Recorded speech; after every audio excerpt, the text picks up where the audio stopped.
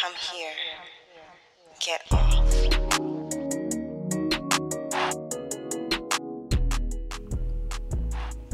So welcome to this week's very special episode of The Turn On with your host, Erica and Kenria. Okay, y'all, welcome back. I like that. Oh my God. Remember, so at our kids' schools, parent back to school night, the video rolls and the first song that they had was Welcome Back. It was, and I was thinking about your ass. I was like, yes, they listen to The Turn On, all those parents in this hippy dippy school.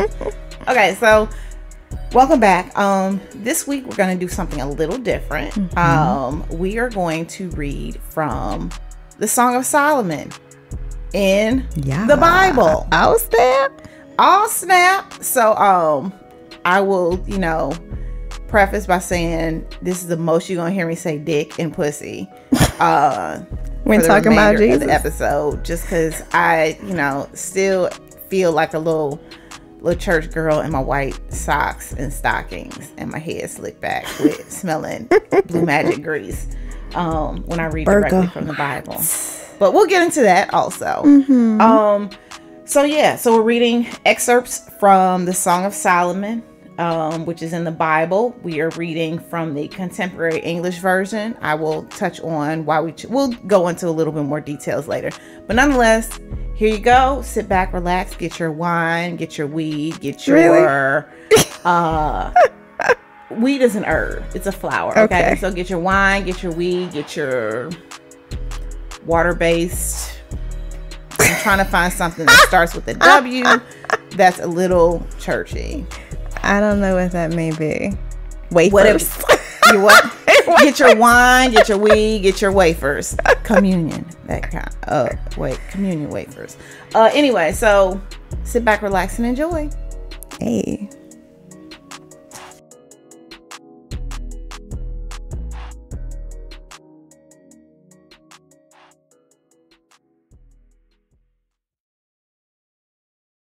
Song of Solomon, the Bible, Contemporary English Version. She speaks. Kiss me tenderly. Your love is better than wine, and you smell so sweet. All the young women adore you. The very mention of your name is like spreading perfume. Hurry, my king. Let's hurry. Take me to your home. The young women speak. We are happy for you, and we praise your love even more than wine. She speaks. Young women of Jerusalem, it is only right that you should adore him. My skin is dark and beautiful, like a tent in a desert or like Solomon's curtains. Don't stare at me just because the sun has darkened my skin. My brothers were angry with me, and they made me work in the vineyard, and so I neglected my complexion. Don't let the other shepherds think badly of me. She speaks. I am merely a rose from the land of Sharon, a lily from the valley. He speaks. My darling, when compared with other young women, you are a lily among thorns. She speaks. If you were my brother, I could kiss you whenever we happen to meet, and no one would say I did wrong. I could take you to the home of my mother, who taught me all I know. I would give you delicious wine and fruit juice as well. Put your left hand under my head and embrace me with your right arm. Young women of Jerusalem, promise me by the power of deer and gazelles never to awaken love before it is ready. Their friends speak. Who is this young woman coming in from the desert and leaning on the shoulder of the one she loves? She speaks. I stirred up your passions under the apple tree where you were born. Always keep me in your heart and wear this bracelet to remember me by. The passion of love bursting into flame is more powerful than death, stronger than the grave. Love cannot be drowned by oceans or floods. It cannot be bought no matter what is offered. Their friends speak. We have a little sister whose breasts are not yet formed. If someone asks to marry her, what should we do? She isn't a wall that we can defend behind a silver shield. Neither is she a room that we can protect behind a wooden door. She speaks. I am a wall around a city. My breasts are towers, and just looking at me brings him great pleasure. Solomon has a vineyard at Baal-Hamon, which he rents to others for 1,000 pieces of silver each. But my vineyard is mine alone. Solomon can keep his silver, and the others can keep their share of the profits. He speaks.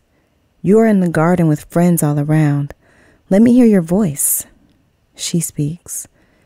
Hurry to me, my darling. Run faster than a deer to mountains of spices. She speaks.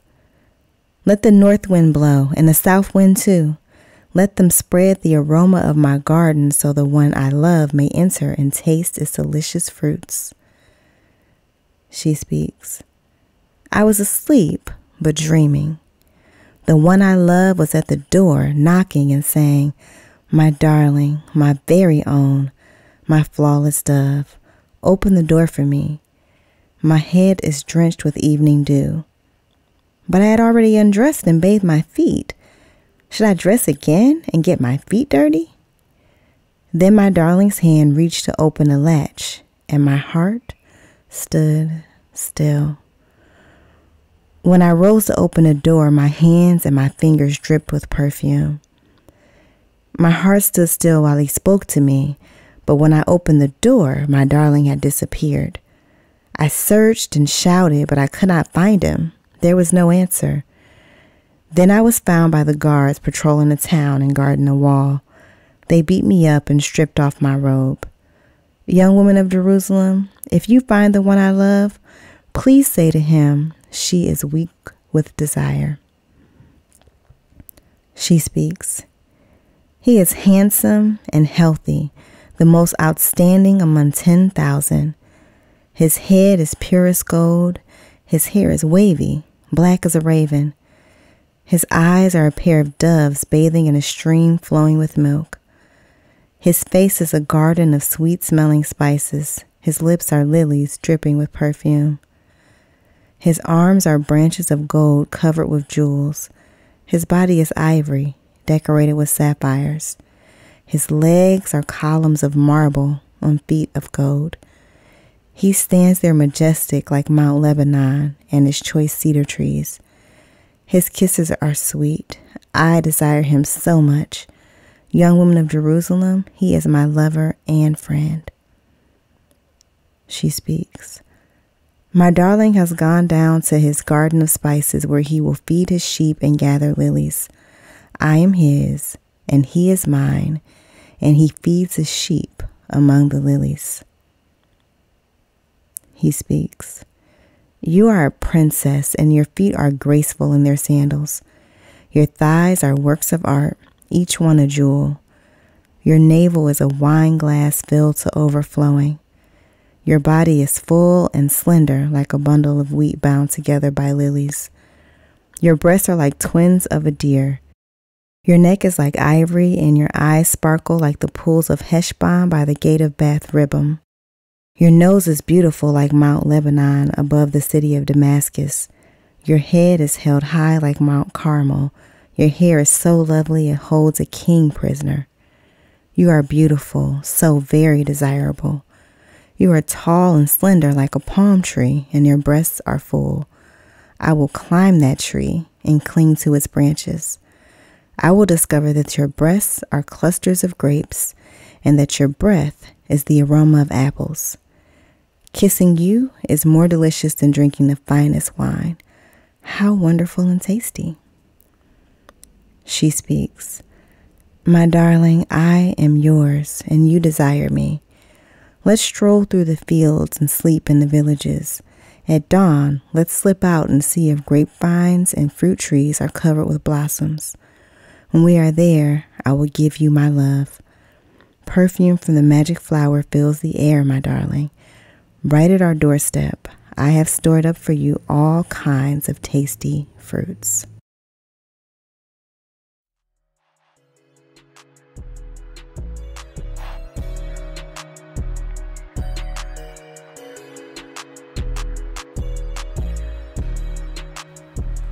Okay, so welcome back. I hope that we can get some good conversation around this.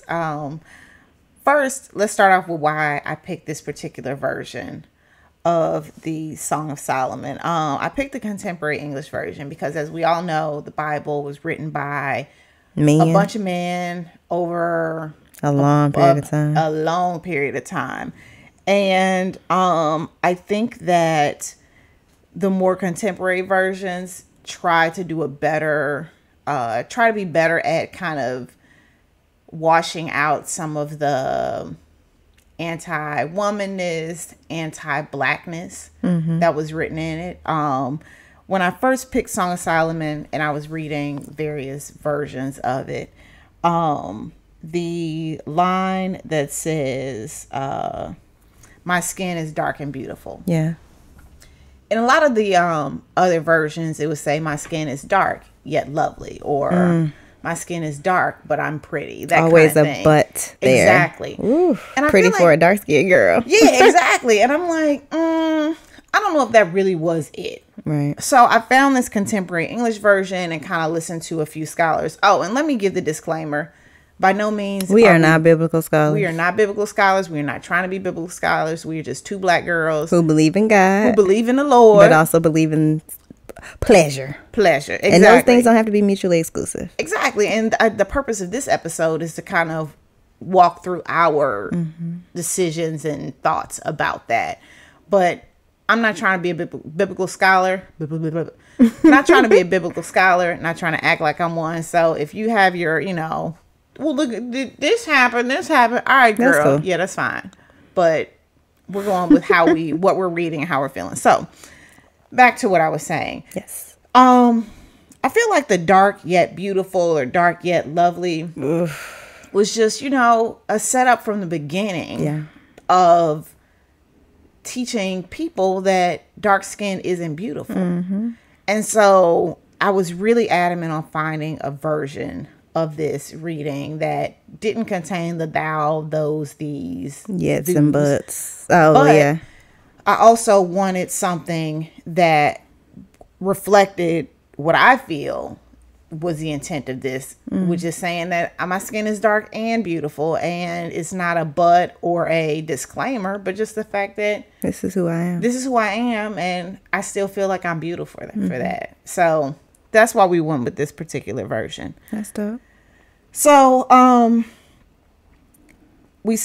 said this. They were setting up standards of white beauty, and I think it's also interesting. And I'll kind of call out some points in these passages, but I also think it was interesting how they used the old timey just metaphors for beauty. So they were like, your cheeks are like pomegranates. I can't remember if we read that part. Or your bosom is like two deers. Like, let a nigga tell me I got bosom like two deers. I'm gonna be like, the fuck? But thank you. But I mean, it worked out. Yes. It worked out for old timey biblical days. Right? It did. Okay. Can we we talk, or will we later kind of talk about the dark skin things? I kind of think that's an important thing for us to pull up. Okay. I was gonna we're gonna do that later. No, we can do it now. Well, because what this made me think of is something that happened to me my first week of school in undergrad, and it's happened in various forms, but this was the most blatant version of it. I was in the cafeteria, just minding my business, getting my lunch, and some dude walked up to me and tried to talk to me. I mean, I'm a freshman. He's, I don't know, maybe a junior. And I was like, no, thank you. And he was like, what you mean? And I was like, no, thank you. And he was like, I mean, you should be glad I'm trying to talk to you because most... oh, no, I didn't finish. Because most dudes don't even like dark-skinned girls. And I was like, I've never had that problem. And I walked away and went on about my business. I can't remember his face. I don't know his name. But the fact that he had the fucking audacity, because that's what niggas always got if they ain't got nothing else, is audacity, to say that to me. But the nerve. That has stuck with me. And it's not, it comes back to that pretty for a dark-skinned girl, which is, something that a lot of our friends have, that we've talked about many times, about the way that you get treated as if it's a surprise that you're beautiful because you are dark. And so in reading that was what that brought up for me. Ooh. Yeah. Ooh. And it all goes back to white supremacy. Like just being, indoctrinated with the idea that the further you are from whiteness, from white from male, the idea of that white, shit, straight maleness, the farther you are from what's right. And from grace. Yeah. And God and those translations, right? And people will be so quick to classify themselves on a ladder just to make themselves feel superior. Well, I mean, that's, but as I do all these, talks about white supremacy, I mean, like that's ultimately what we're always talking about. Folks will step on everybody else to get to the top of the ladder. Like the Hoteps that we talked about, like they aspire to whiteness. They want to be able to occupy the white, cisgender, heterosexual, Christian, wealthy, able-bodied man's spot at the top of the hierarchy. So I was scrolling through Twitter today, and this is like a half-ass, like half informed. I will say it now, but the bit I know, I'm like, this is already some fuck shit. So there's a picture of T.I. and Alex Jones, like dapping it up, and they're like, yeah, we about to get it in and have some conversation, and it's just like, and so my first thought was, this is pure fuck shit. But also it was a thought that like, see, this is like this is a picture of Hotepness. Because although Hotepness is cloaked in the I love black people, I love all black things. It's cloaked in pro-blackness. It is the root of it is an aspiration to whiteness. So it's white supremacy. And so it's like, although T.I. is black and Alex Jones is white, they still share the same views on women. Women. And it's just, and so I looked at that like, oh, here goes T.I. stepping on the necks of everybody else for the sake of being white aligned or closer to the top of that hierarchy. I call that white aspiring. Yeah. And ain't nothing worse than I think I respect an Uncle Ruckus more than I would a Hotep. I mean, at least that nigga honest. Yeah. He say what it is. Yeah. Instead of cloaking it in, I love my people. I love black women. Yeah, bitch. Which ones? Don't get a job. Like, nah. So, or get a job and support us so I can be my black man in this. So, yeah. One of the things that stood out to me also in this was how when the woman was speaking, she said, my brothers were angry with me. They made me work in the vineyard, so I neglected my complexion. And bigger than neglecting your complexion, I feel like this is something that happens. Women tend to, well, not women, but people tend to throw themselves into service for other people and neglect themselves in the end, and then usually it takes something else happening for them to realize, oh shit, I've been slaving away for this. Codependency. Ding, ding, ding. But yeah, I've been slaving away and doing all of this for other people, and I've completely neglected myself. And I think that's something that we all do experience. And unfortunately, I think what's difficult about it is because as mothers and caretakers, it's a fine line because you got to take care of your kid. Yeah, they like to eat all the time. Girl. 3 times a day at least. They're the worst. Like, they be counting meals. Didn't you what just is this? Why are you growing so much? Oof. So you have to, so your job, I don't want to say job, but what you do is take care of your kid, especially with us as single parents. I mean, I have a partner that supports, and you do too. But but we're the primary caretakers, but there's a fine line of like, taking care of everyone else and taking care of yourself. And I used to say, oh, I'm going to be selfish and do X, Y, and Z, but it's not even selfish. It's just, this is what I gotta do. You want to take a bath. You want to do more than take a 2-minute shower and sit in your tub for 30, 40 minutes. That's not being selfish. That's cleaning your ass. Exactly. I actually just a couple minutes ago, I was telling Kenria, that, you know, I've been going through lots of transition in my personal life. And today I was like, I'm going to have to leave this kid at home. I just got to get away. I don't know what I'm going to do. Maybe I'll walk and go get some coffee. Maybe I'll do whatever. But it's a gelato place up there. Oh, okay. It's good too. Maybe I'll do that. Yeah. Anyway. But yeah, so it's one of those things where it's like, you know what? In order for this situation to continue to go as smoothly as it is, I need a break. I need to get away. I need to take care of myself. And I also think about relationships, be it romantic or whatever, where giving me stuff to do was a form of manipulation. Does that make sense? Like, so, you know,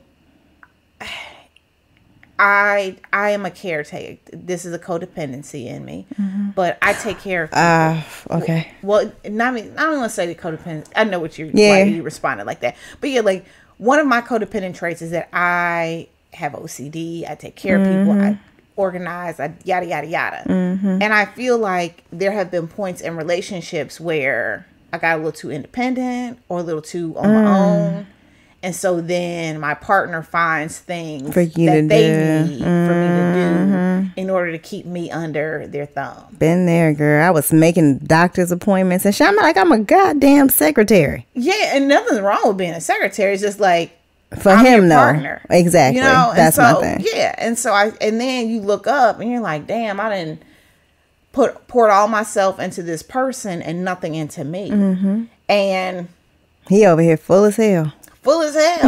Or not even partaking in what I did. Because I've had guys that was like, I need X, Y, and Z. And so I, look codependent Erica, rush off, do it. And they're like, oh, well, not yet. And it's just like, well, damn, I didn't put all this energy into this. And just for you to be like, nah, I don't need it.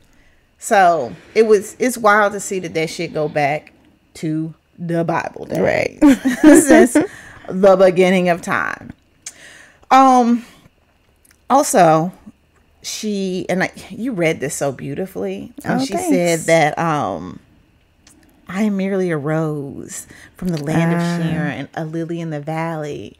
And he was like, hold on, boo. Nah, you a rose among thorns. And I think this goes to what we talked about with the I'm not like other girls. Or, like, oh, this whole thing, I'm just so plain. The false modesty of it all. Exactly. False modesty. Yeah. That's what I'm going for. And he was like, nah, boo, don't be dimming your light. You a fly little sister, a fly little sweet thing.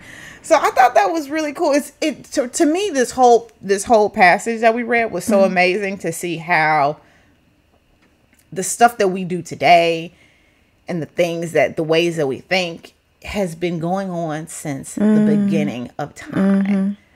So I like their the whole thing, like every time it's he speaks and she speaks when they're talking about each other, it's like the old black man. I mean, I'm trying to get like you. Like the whole thing was like them one upping each other, talking about how great they were, and that really like hit me. I'm like, oh, y'all love each other. So this is like the biblical version of that song. You will never be nothing in my mind, my boo. I'm like, what are you saying? Usher. Still all right, my boo. But like in my mind, this is like two people on the other side of the door, yes, like singing. Like doing biblical prose. But yeah, so it's just really dope to see how this has carried over time, all the way to Usher songs. All the way to Usher songs. When picking this, I definitely try to stick to more. So the way that the entire chapter is written out, there's like a few players. So there's the woman, she speaks, the guy, he speaks. And there's like choruses, and there's the women, the group of women, and then there's the group of dudes. Yeah, they're like friends. Her brothers, I think. Oh, I don't think we read anything from the brothers. Yeah, really and then there's their friends, which pulls from both sides, I think. But I really tried to stick to really just the woman speaking. There's a little bit of the guy speaking, and we had to get a little bit of what he thinks. Exactly. I mean, let him big her up a little bit. But I definitely try to really focus on the woman's perspective of this, just because that's what we're here for, women writers. So I just wanted to throw that in. One thing I also thought was really interesting. I keep saying one thing because there's a lot of one things. But there's a lot of I'm yours, you're mine, the possessiveness of it all. And I found that really interesting because, you know, when you think Bible and you think men-women relationships in the Bible, you think man owning a woman. Well, not owning a woman, but, you know, the woman being the property of the man, and that's it. Literally traded for goods. Cows. Yeah. Like, here's a wife and a cow in exchange for that.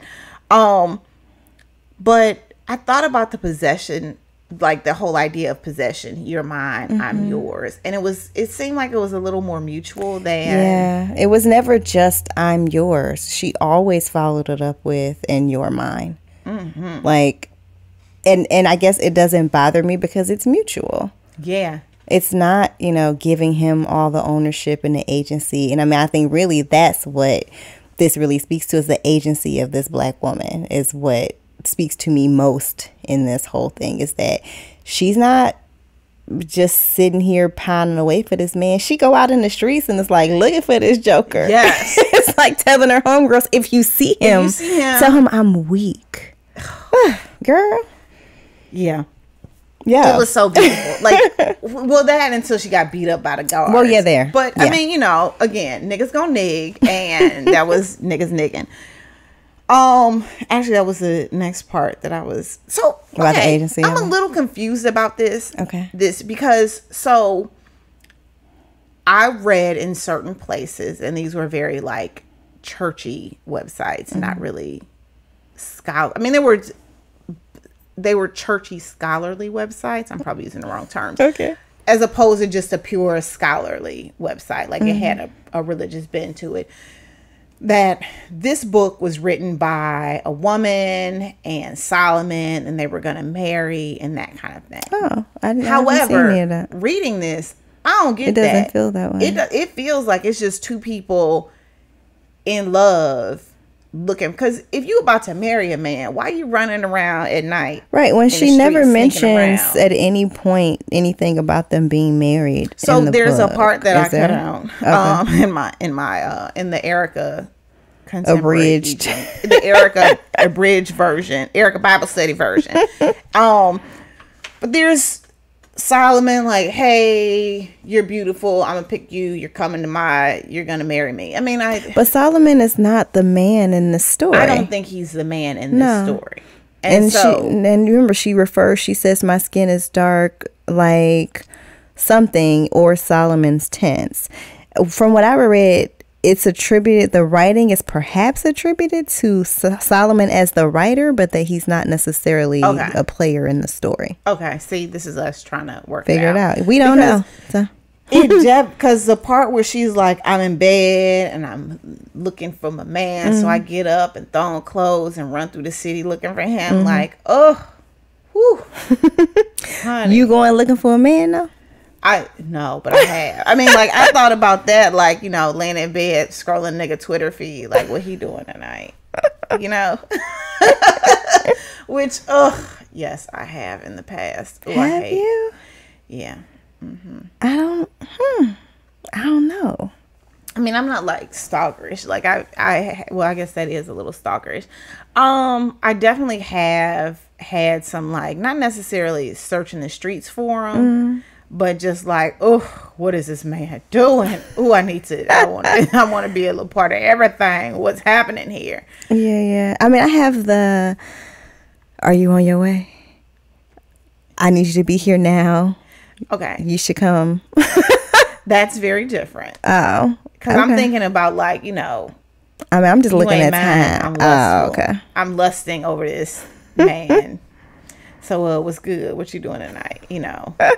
If you can't come out, what you doing in? That kind of thing. Okay. Which, you know. More DM sliding. Yeah, I think I'm a little far. I think I'm past that right now in my life, just because I am I don't know if it's that I'm lazy or I haven't. You got a lot going on. Yeah, or just I haven't found anyone that It's tickles worth my the pickle interest, yeah. at that point. You know, I definitely have people that I'm interested in and want to know, you know, what's going on with them. But walking the streets looking for them, Right. I ain't there yet. Well, but you also, as a grown up, just call them and say, "Hey, what you doing?" I am definitely at the point where I say what I mean what I say, and I am okay with the vulnerability of it all.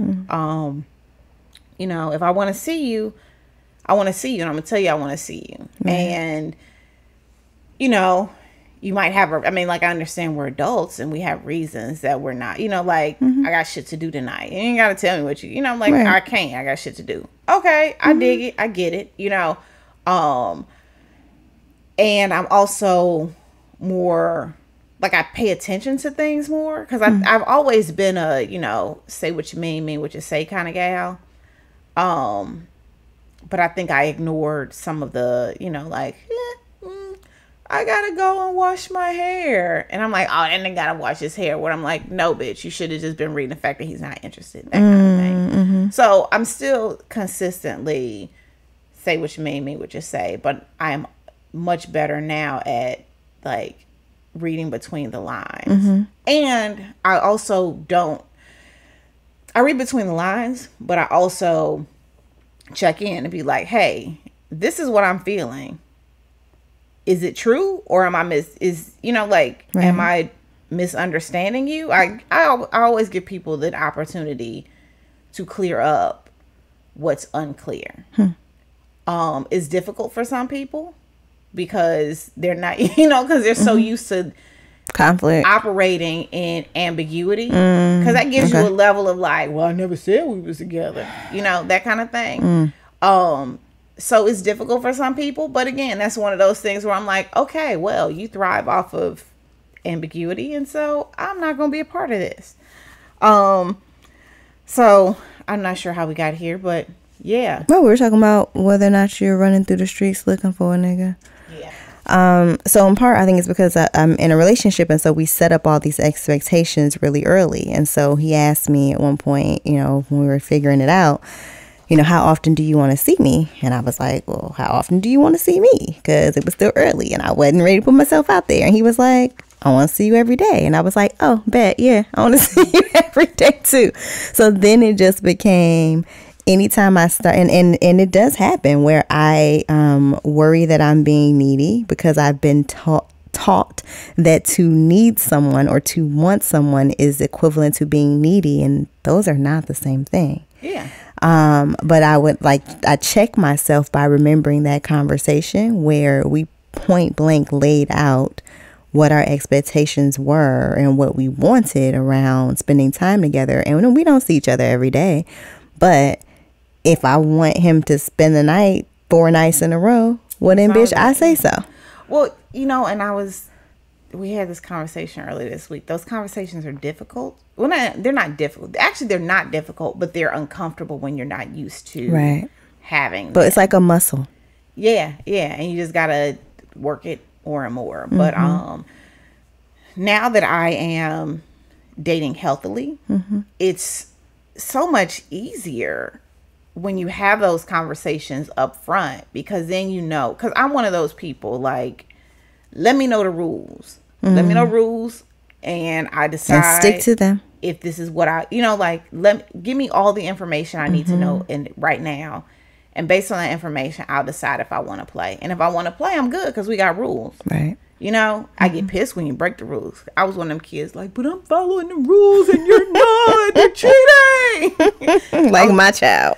Oh my God. Oh my gosh. Oh, and it so gets on my nerves. So yeah, that was me. But yeah, I definitely am like, yo, like, when I know the rules, if these are the rules we decide we're gonna play by, then we're gonna play by those rules, and that's great. If we need to, you know, come back together and readjust, I'm all for that too. But these are the rules that we've agreed to. But it's so, I actually feel like an adult when I'm having these conversations and figuring out what one's boundaries are. And it's not sexy. No. But Not it's usually. necessary to kind of help and make it healthy for all parties involved. It keeps everything from, because I'm thinking about the relationships that I've set up, you know, that we've had those conversations about like parameters and that kind of thing. And I think should these relationships end, it won't be horrible, Right. because it's like, this is what we agreed to. If we don't want this anymore, let's check in and say it. Yeah. You know, unless, you know, y'all fuck up and break some rules, then Right. die, nigga, die. But I mean, to me, like that setting of parameters and boundaries, I think that oftentimes when people hear that, especially men, they think of it as preventing them from doing something, like it's restrictive. But what I found is that it actually is freeing.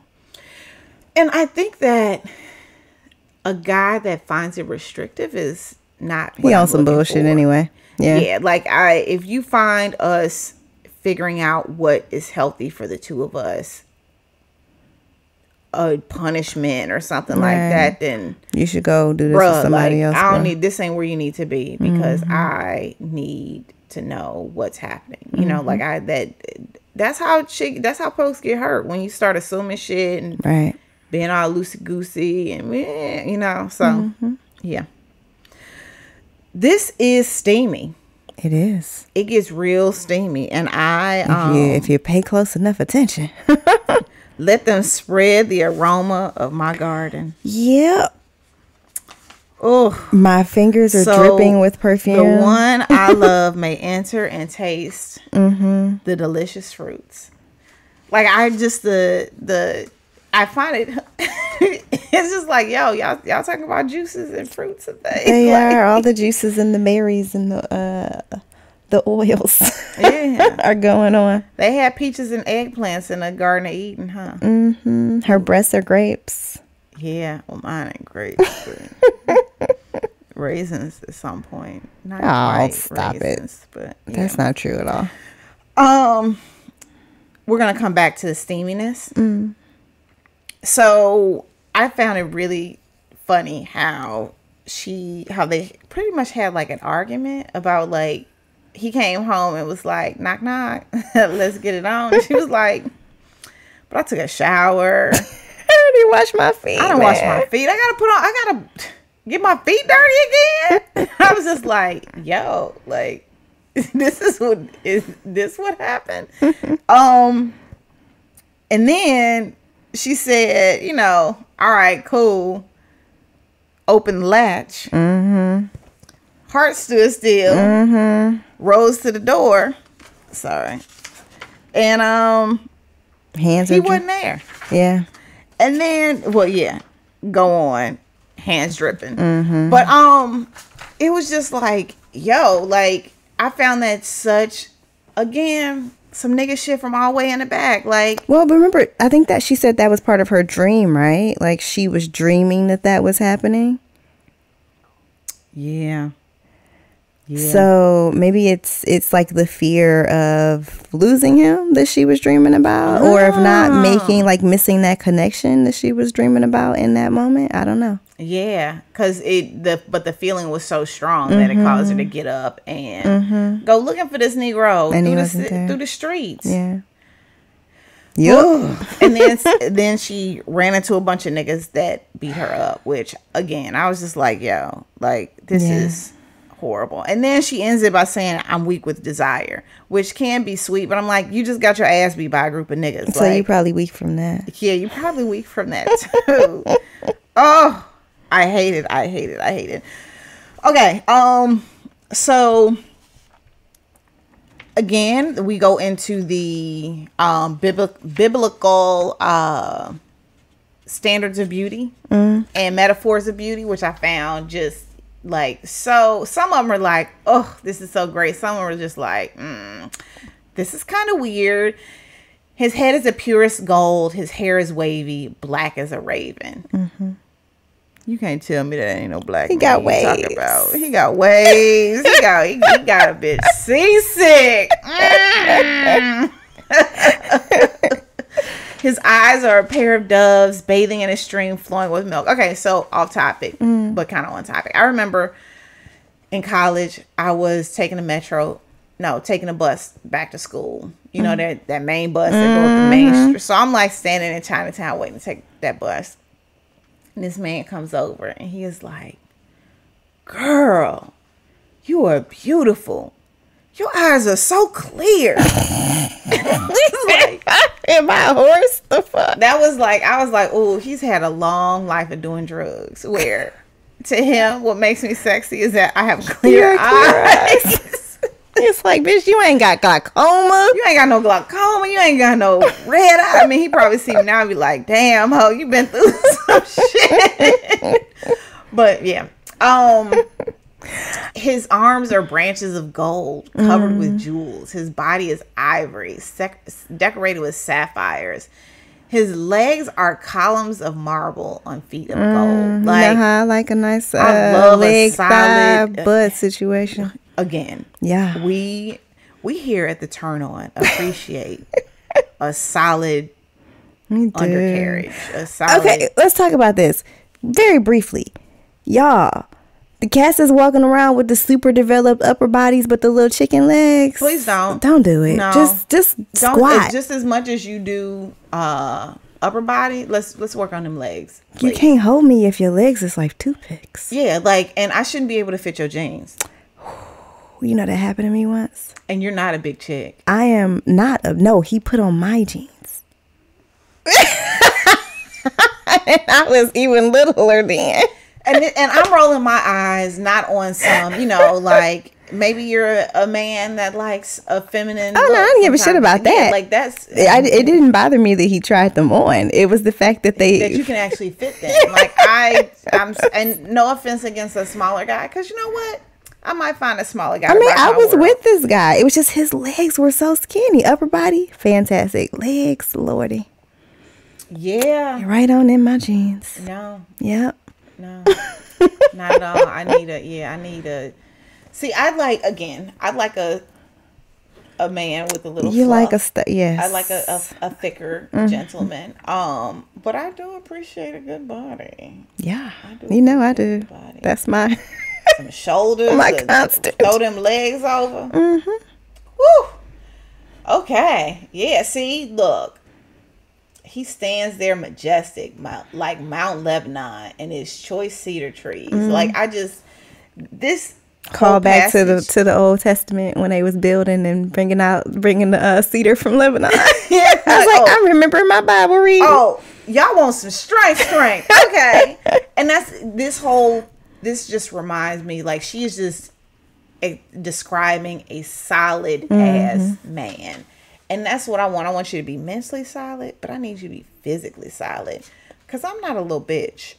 And so you're going to have to be able to hold up all of this girth. I mean, I'm not huge. You're not, no. But those two things go together, right? They should, ideally. It'd be nice if you could be mentally solid and emotionally solid and physically solid. I guess that's the goal, right? So we had this passage. My darling has gone down to his garden of spices where he will feed his sheep and gather his lilies. Mm-hmm. What you think he going? You really think he going down to the garden of spices, or was that a metaphor? Oh yeah, I think it's a metaphor for oral sex. Okay, yeah, I did too. I was like, oh, put it in your mouth. Yeah. Said your motherfucking mouth. Okay, wait. That song was like, if you had like a playlist of just. Oh yeah. When we got to college. Put this song on, complete banger. That song was it. Like, that's on that list. Back that ass up. Cash Money taking over for the 99 and 2000s on that list. Yes. I'm talking to my sister. She had never heard this song in her entire way. Life. She's only a couple years younger than we are. I think it's an East Coast thing. We're not from the East Coast. Had you never heard that song in Cleveland? I can't remember. I mean, not Cleveland. In your town. I can't remember, but like, she thought it was like she thought it was like a parody. You know how niggas be making up shit on Instagram? She was like, that can't be a real song. I'm like, yo, like, I sent her the Apple Music link. Were we in high school when they came out? I think the song is old. I'm saying high didn't school. drop, yeah. No. I think it came out when we were in high school, maybe 8th grade. Listen, we listened to that song all the time. And then Mike Jones took it and turned. You don't know Mike Jones? I know Mike Jones. Okay. He took that song and turned it into another song. It's a male version of it. Oh, I'm gonna have to play it for you later. Yeah, okay, we'll add that to the playlist. We'll add that to the playlist. So we were very into that song. Yeah. It has been a staple in various forms for me for probably 2 decades. And then the follow-up, which will get me turned in the club, is the good classic by my homie in Pink, Cameron, Suck It or Not. Oh, yeah. It's so misogynistic. It's just, he puts that shit out there, though. He's direct. He's like, you know what? He is telling you what the rules are. And I think that's why I appreciate the song, because he's like, this is what's on the table. My dick. You gonna suck it or not? Yeah.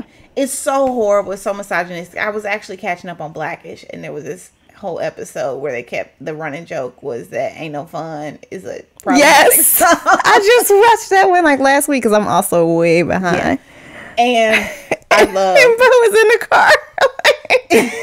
She's like, I can't help it. We have a history with that song. I love problematic music. I mean, it's a guilty pleasure. We went on stage at Trap Karaoke and sang that song. Exactly. Yeah. Like, no problem. And I ain't even gonna say it's a problematic. It's just Listen, it is what it is. So yeah, put it in your mouth. The best that Warren G has ever sounded is in his entire career. Yeah. He does not have a better verse. I'm sure he didn't write it, but he delivered it well. No, I heard that Warren G was a writer because I was catching up on have the you soundtrack. listened to a lot of his stuff? Well, here's the thing. We're not looking for the greatest rapper, the greatest lyricist. The delivery is a lot. It's a mood. I'm sorry, a mood. Yes. And so that, what's the song? The Indo Smoke from the what's the soundtrack? It was one of them South Central ass movies. Are you high yet? I don't know that song. You've never heard Indo Smoke? I don't think so. Bitch, we gonna ride out to Indo Smoke later today because it is definitely one of those like summertime groovy ass. Oh, this is perfect for this. You know, we're gonna smoke some weed in your car and ride out to Indo Smoke. The kids will be upstairs doing crafts. Trifling. Okay. Damn. My bad. But yeah, that was definitely a put it in your mouth. Like this whole, I mean, I sound like my pastor when I go back to say, like, we really encourage you to read the entire book. It's not long. It's not, but we couldn't do the whole thing, so we did have to it's just do excerpts. Okay, so we closed out the hour reading with, you know, him and her going on and on about how I'm yours, you're mine, you desire me, just getting good and nasty. And I love it. Like, it just kind of reminds me of those songs in the 80s where like they end with like a good if this world was mine type joint where they just, you know, going back and forth, going back in bliss. And so it was just a delightful kind of ending to it all. She also, didn't she say like if the flowers are out, let's go have sex there? So there's also a big up to outdoor situations. Oh, I love some good outdoor sex.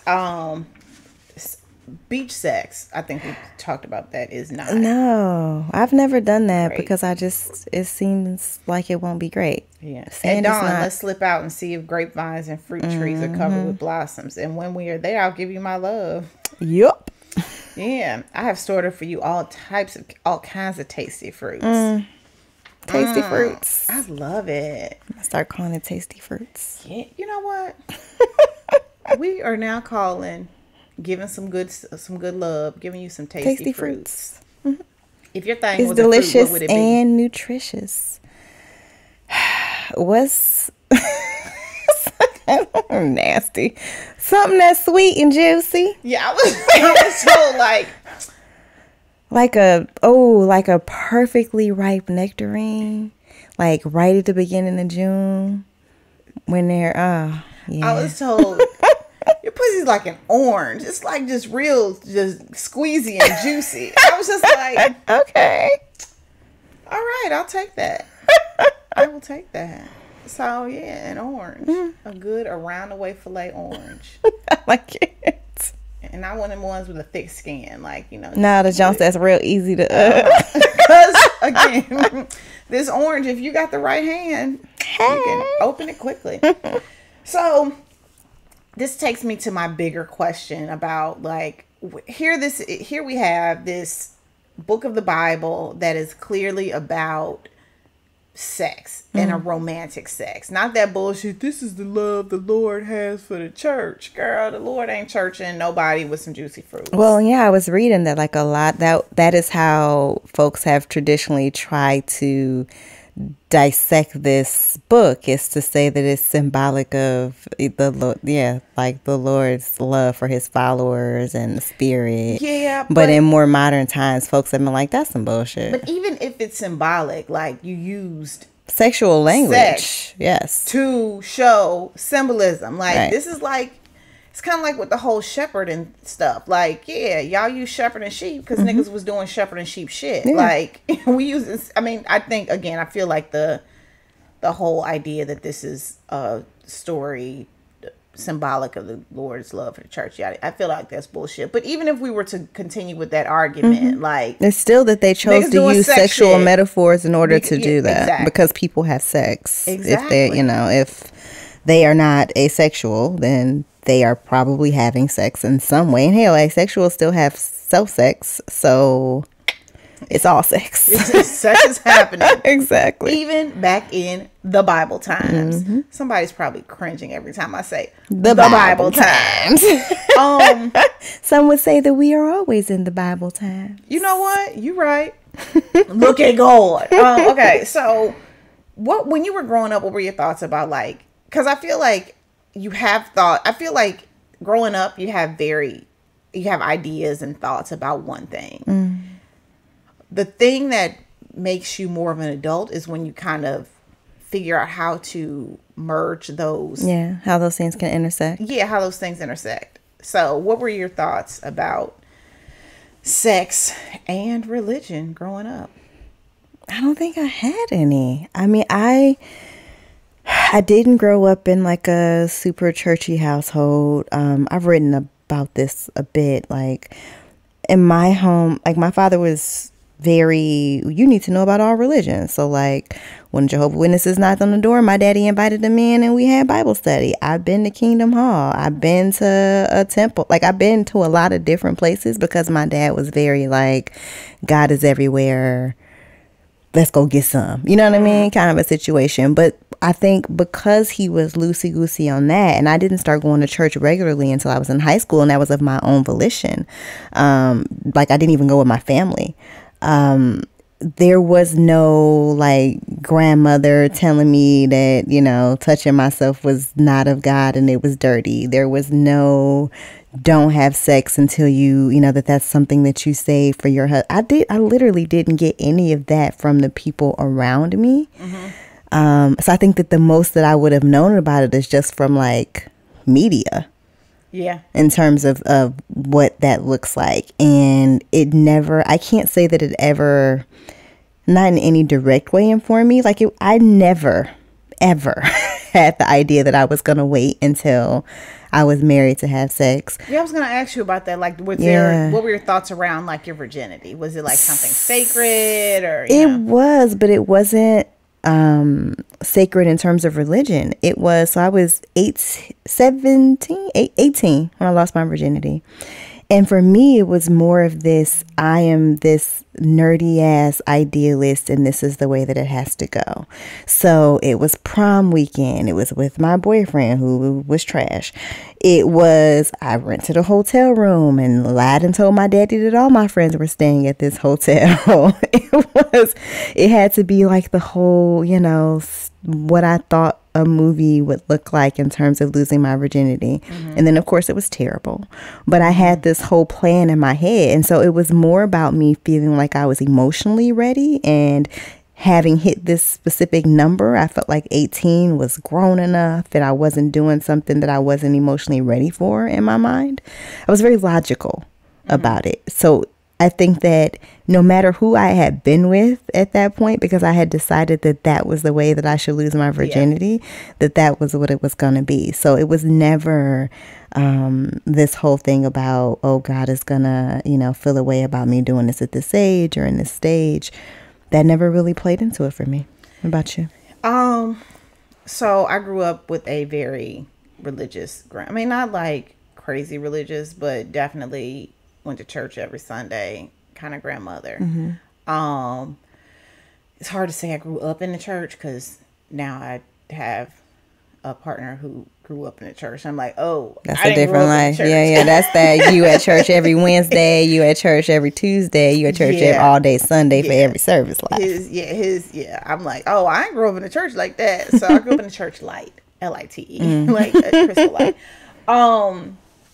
So I definitely, I mean, when I lost my virginity, maybe this was the church light speaking to me, but I didn't think much about like, oh, the Lord's gonna kill me or something like that. I mean, like I'm gonna go to hell because of that. Because I also grew up in a home where we were surrounded by LGBTQ people. And so the religion that I got as a child was very much, love inclusive, all people. Yeah, that kind of religion, and not the fire and brimstone. Yeah. So yes, on one hand I was like, ugh, I don't think God chilling would be happy with me on this. I also was on the like, but God love everybody. I ain't killed nobody. We good, So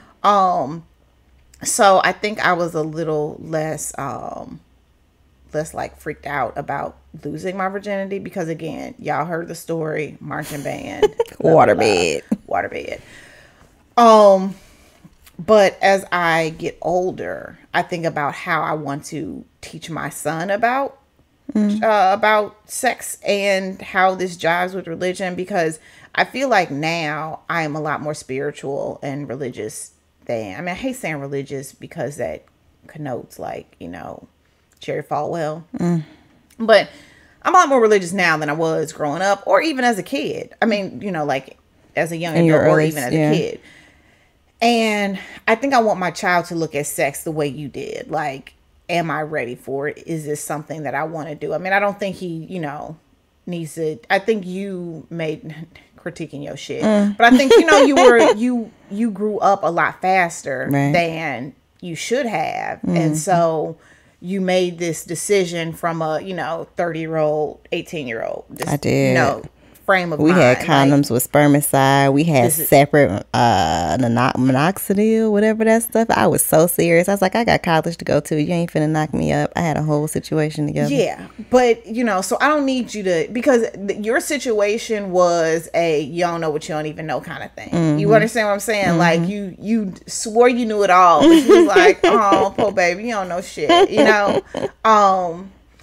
So I don't want my kid to necessarily be there, but I also want him to understand that the implications of it's joining not with like someone you're, about to make some soul ties with a motherfucker or something like that. It's just, you need to feel like you're ready for sex and the consequences that come from it. There's a lot more than just, am I going to get her pregnant or am I going to get a cheesy dick, so, but yeah, like, and then also as I become a lot more liberal in my sex, like, cause I do it all, y'all. I do a whole lot. I mean, I don't think I touched on, I think y'all kind of get that from listening to me, but I have fun. You do. And it's interesting. I was just thinking about it. I also think we haven't really talked about the full extent of what partners look like. I think so far it probably sounds like you only have sex with men, and that's not true. That's not true. I like to swim in all ponds. We'll say that.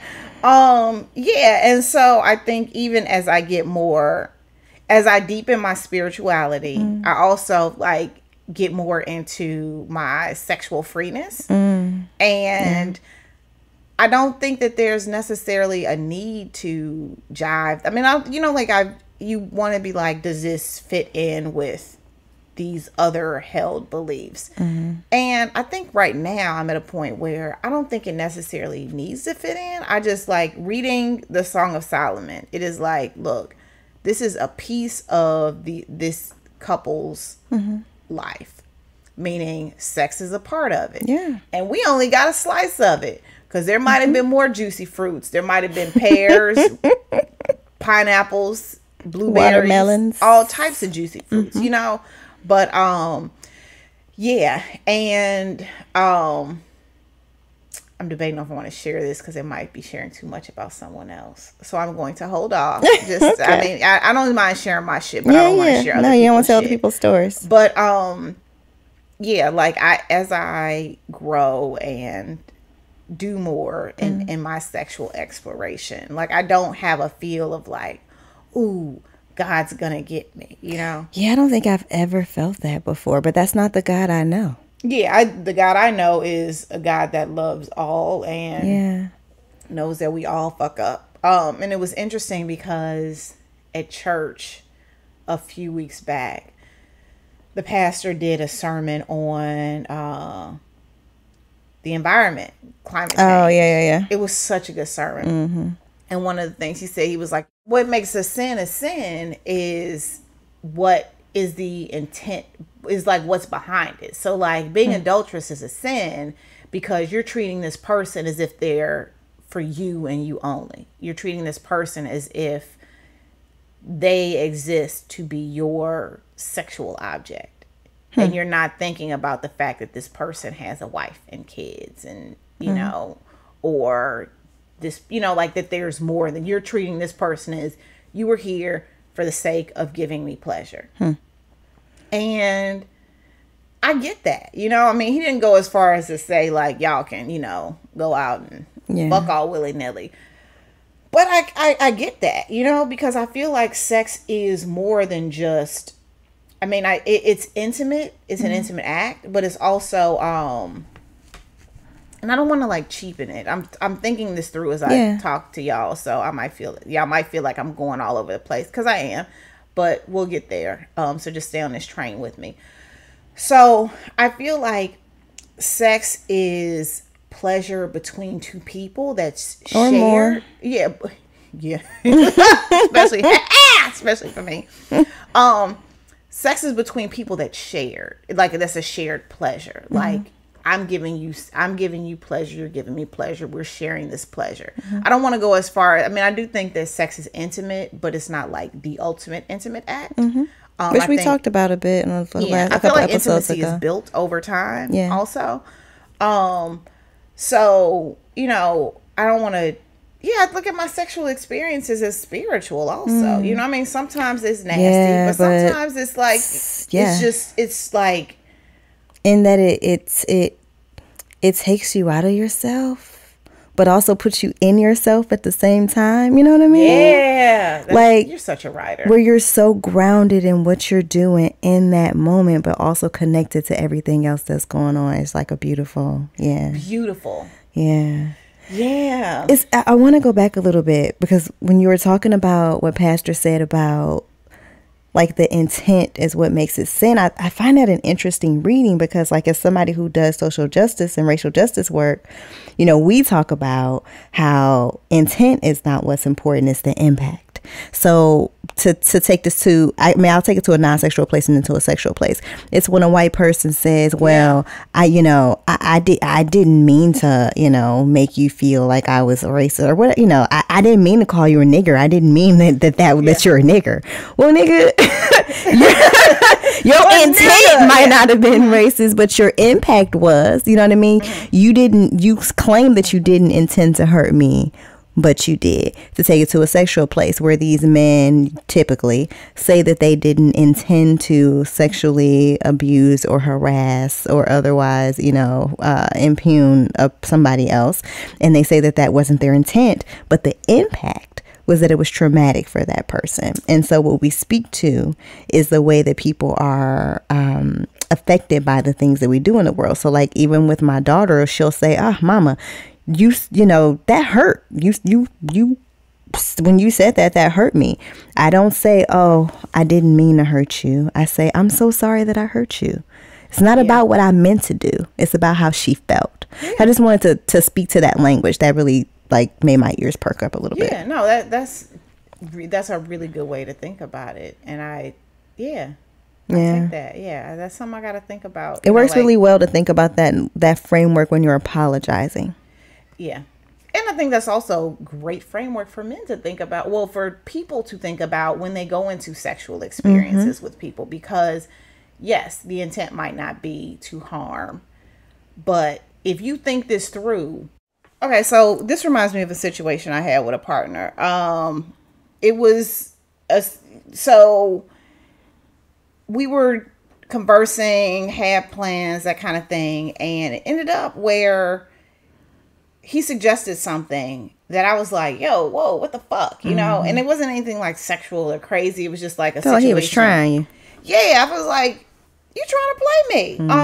And I don't think that he necessarily was. And so I don't think the intent of like, you know, trying to play Erica, pull some crazy. I don't even think he was trying to pull some crazy shit. It was just like, dude, had you thought this through about how I might have felt? And I mean, this is still kind of new, so I don't think he quite gets everything about me. And this might have been a situation someone else was okay with. But knowing me, knowing how I roll, I was like, no, this ain't a situation I'm trying to be in. And it's interesting because I don't think the intent for harm or anything crazy to happen was there. But it's just kind of like, had you thought about this a little bit more, you wouldn't have suggested it. Right. You know? So, yeah, I find that that's a really good way of thinking about, you know, when you're going into a situation. You might be okay with it, but just do a little deeper thinking about, you know, the person you're with, their headspace, and what they might want. We didn't talk. You didn't tell me, or maybe I missed it. What are your thoughts about, like, what are you going to teach your child about sex and... Yeah, I think I'm going to teach her, you know, with regards to religion and sex, it's the same thing as religion and everything, right? Like, we are children of God. There is nothing that God has created you to do that is sinful. You know what I mean? Like, there's nothing that, you know, I think I've heard people frame all types of things as being sin using, you know, it's people I'm sure that think that this show is sinful. I think it's more about just making sure that she's pleasing to God and that she is kind to other people and that she, you know what I mean? Like, to me, that is more of what that is. I'm not a hardliner. Leviticus said, don't pierce your ears and don't eat shellfish. Well, and also, you know. this makes me think just a bigger picture about, like, it is when I did the read the Bible in a year app thing. Well, I didn't read I have 3 times gone through and not finished. And it's like September, November. It always gets to like, the end of the year, and then things get hectic and then I fall off. Yeah. So I start over. But, you know, I know the Old Testament real well. It is very difficult for me to get through the Old Testament. Yeah. It is very difficult. It's tough. Actually, our church was supposed to have a Bible study. It didn't really go in as deep as I wanted it to. But it's very difficult for me to digest the Old Testament. Primarily because people still use that as a foundation for certain things. Right. Even though the New Testament is a whole new animal. And so it's a very tough piece of work to swallow. And then you combine not to mention numbers and and then you combine that with, you know, sex is sin, yada yada yada. I'm like, yo, like we was wilding in the Old Testament. So I mean, giving up our daughters to be raped because it was preferable to that than someone having sex, like gay sex, like all of these things. And it's so hard. Remember, we were struggling trying to find really good womanist interpretations of the Bible, and there just aren't a lot of, like, there's really no devotionals that really do that. I need a good, like, womanist devotional. Because not just feminist because that white lens, but you know, like a feminist reading of this would likely gloss over the I am dark and beautiful. Yeah. You know what I mean? Or no, they would use the I am dark yet beautiful. Right, translation. and use that to justify their fairness. Yeah. Why it's beautiful. Yeah. So that, and then a lot of it for me is about shoring up the way that she feels about herself and her body. Yeah. I think that will inform, because I guess it has informed a lot of the way that I've related to people, having that firm foundation in who she is. And, like we talk about masturbation, about how self-pleasure is not just okay, but it is good, and have her enter into any type of relationships that she would have in a sexual nature with other people with that grounding of who she is and what's pleasurable to her will be really important. And the third part is consent, which I have been working with her on since forever. I mean, And it's consent with children is just it's so simple yet difficult, because the way that kids play is all like I am like a broken record with keep your hands to yourself, keep your hands to yourself, keep your hands to yourself. And bigger than the like fighting thing, it's just like, this is your body. People aren't allowed to touch it unless you give them permission. Right. And I mean, I think to me, the simple part of it is when you boil it down to the autonomy of it. So what I tell her, like when we were going to see a dermatologist and she had to, she was in a gown and they wanted to look at the eczema that was on her bottom. And I said, hey, you get to say whether or not she can look at you. So is it okay if she looks and touches you? And she said yes.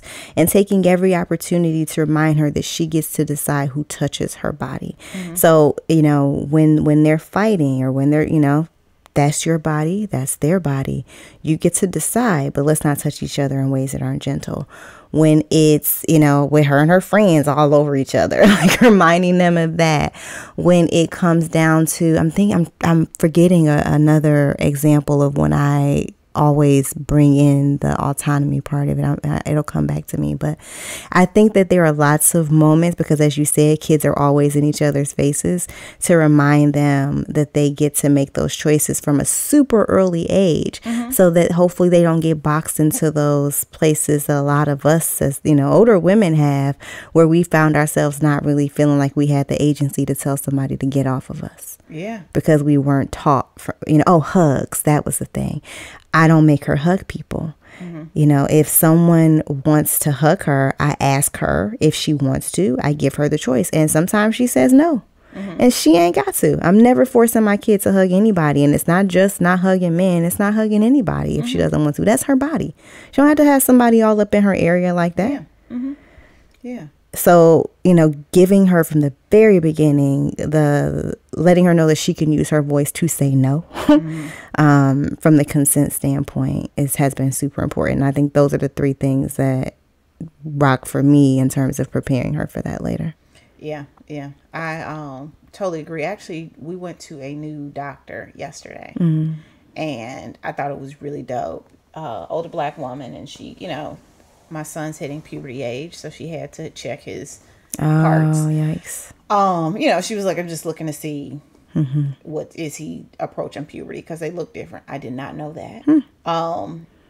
And so she looks at me and she's like, Mom, can I check him? Good. And I said, yes. And then she looks at him and she's like, no one is allowed to touch you unless you say you can and your mom says you can. And she said, it's fine. Can I look? And he was like, yeah. And I just thought, it wasn't like a huge thing. It's just worked into what you do. And I think that's really dope, because I don't think that every parent says that to their kids. I don't think it's like something. Because I don't think people think about it always. So folks often are not super intentional about the way that we raise our kids. Yeah, you just do it. And so I thought it was great that she said that in front of both of us. And then it was also it's also a check to parents that don't do that. Like, if you don't ever hear it, you heard it here. Right here. So I thought that was really dope. Yeah.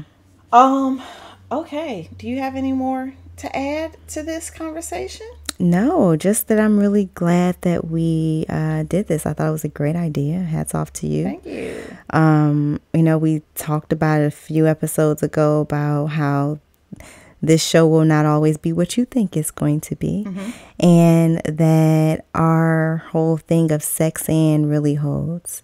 It's not, just sex and talking about a body part, or sex and talking about anal. It's sex and religion. It's sex and patriarchy. It's sex and race. And that this is a great episode for highlighting that. So, great. Yeah. Well, thank you very much. Thank you for joining us for this episode of The Turn On. And this is Erica and Karia, two hoes making it biblically clap. Okay.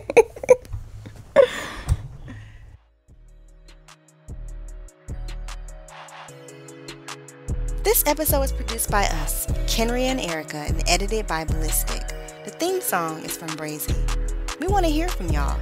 Send your book recommendations and all your burning sex and related questions that you want us to answer to theturnonpodcast@gmail.com. And please subscribe to the show on your favorite podcast app. Follow us on Twitter at The Turn On Pod and Instagram at The Turn On Podcast, and find links to books, transcripts, guest info, and other fun stuff at theturnonpodcast.com. And remember, we're now part of the Frolic Podcast Network, and you can find more shows that you'll love at frolic.media/podcast. Thanks for joining us, and we'll see you soon. Peace.